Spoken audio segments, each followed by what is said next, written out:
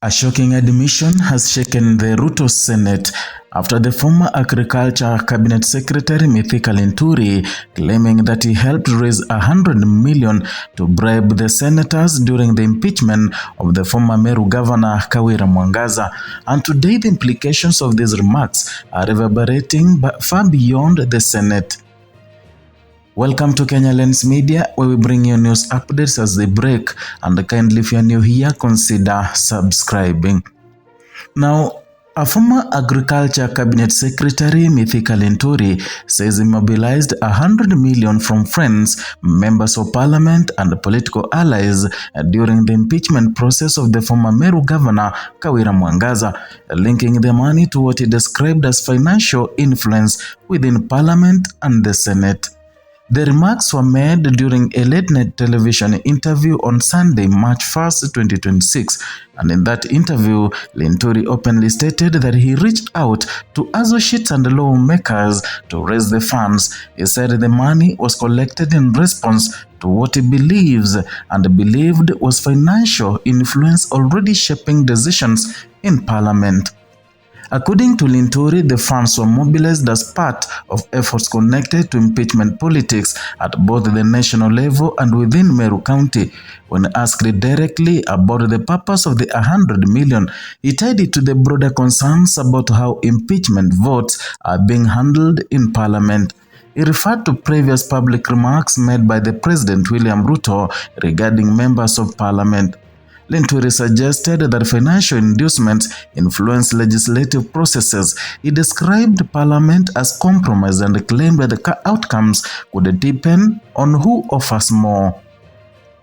When pressed further on whether the money was used to pay senators during the impeachment of the former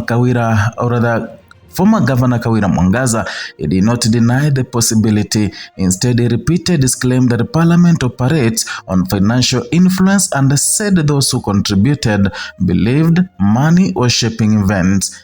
The statements have now placed fresh attention on the impeachment process that led to Mwangaza's removal from office, and the political battle in Meru County has been intense and prolonged.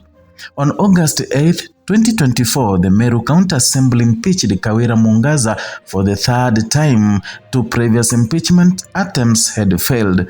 The third attempt succeeded at the county level and was forwarded to the Senate for determination. From August 19, 2024, the Senate heard the case against her, and the deliberations, the Senate upheld the impeachment on August 21, 2024, and that decision removed her from office. However, the matter did not end there. Mwangaza challenged the Senate's decision in court, and the legal battle continued for months. In March 2025, the High Court upheld the Senate's ruling, and the judgment confirmed her removal and formally brought her term as governor to an end. And following that decision, Deputy Isaac Motuma assumed office as the governor of the Meru County. At the time, the Senate's decision marked a significant political turning point for Meru, and the county had experienced years of political tension, divisions within the county assembly, and repeated impeachment motions. Linturi's latest remarks now add a new layer to this history. He claims that he helped raise 100 million during the impeachment process and raises serious questions about the integrity of the legislative proceedings. The Senate plays a constitutional role in impeachment cases. It is expected to weigh evidence presented by the county assemblies and determine whether charges meet the legal threshold for removal from office. The credibility of the process depends on the impartiality and adherence to the law. Linturi's suggestion that financial influence shapes outcome could trigger political and legal reactions in the days ahead. So far, there's been no formal response from Senate regarding the remarks. The statement also comes at a time when Linturi has declared his intention to run for the Meru County gubernatorial seat 2027. His political ambitions place him directly in the county's leadership contest years after the removal of Mwangaza. Observers note that Meru politics has long been marked by sharp rivalries and shifting alliances. The impeachment of Kawira Mwangaza was one of the most closely watched county-level political battles in the recent years. It drew national attention because it involved repeated efforts to remove a sitting governor, intense debate within the county assembly, and Senate hearing that lasted several days. At the heart of the impeachment accusations raised by members of the county assembly, the details of those accusations were debated during the Senate proceedings in August 2024, and when the Senate upheld the impeachment, it effectively ended Mwangaza's tenure pending court review. Her court challenge extended the matter into 2025, and the High Court's ruling in March 2025 provided finality. With the court affirming the Senate's decision, the leadership transition in Meru was completed. And now, nearly a year later, Linturi's comments have revived the discussion about what may have happened behind the scenes during that period. The allegation that 100 million was raised to respond to perceived financial influence suggests a broader concern about money in politics. And in Kenya's constitutional framework, impeachment is a legal and political process. It requires both evidence and a vote. County assemblies initiate impeachment, but the Senate determines whether to uphold or dismiss the charges. The process is designed to protect accountability while ensuring fairness, and any suggestion that votes may have been influenced by money challenges public trust in that system. Linturi described the parliament as being open to the highest bidder and indicated that the contributors believed financial influence was already in play and that they felt compelled to respond. The remarks were delivered calmly but carried heavy implications. They now leave several unanswered questions. Was the money formally tracked? Or was it donated as political support? Or was it intended to influence decision-making?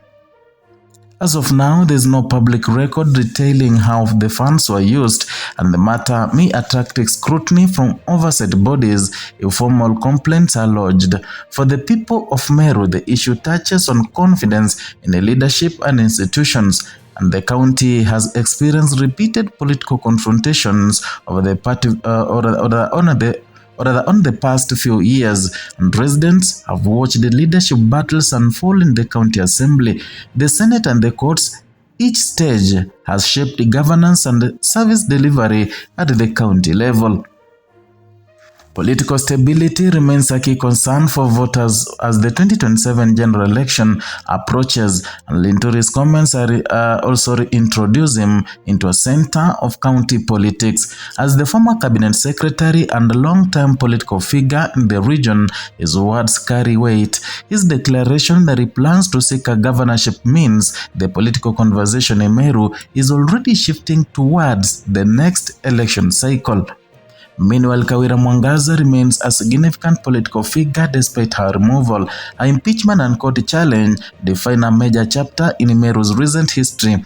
The debate over how that chapter unfolded is now resurfacing in a new way, and across the country, impeachment processes are closely observed because they test institutional strength.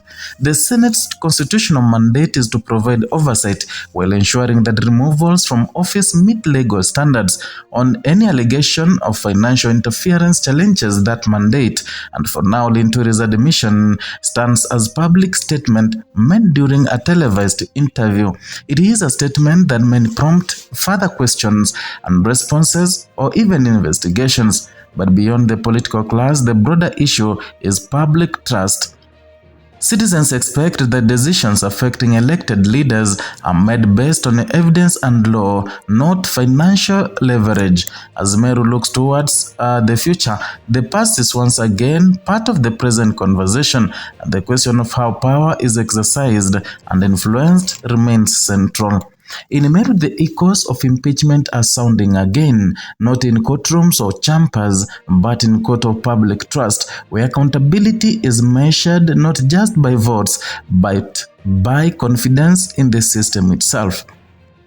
That is all about Governor Kawira Mwangaza's impeachment case and how money changed hands in the Senate to influence the decision that was made uphold Governor Kawira Mwangaza's impeachment.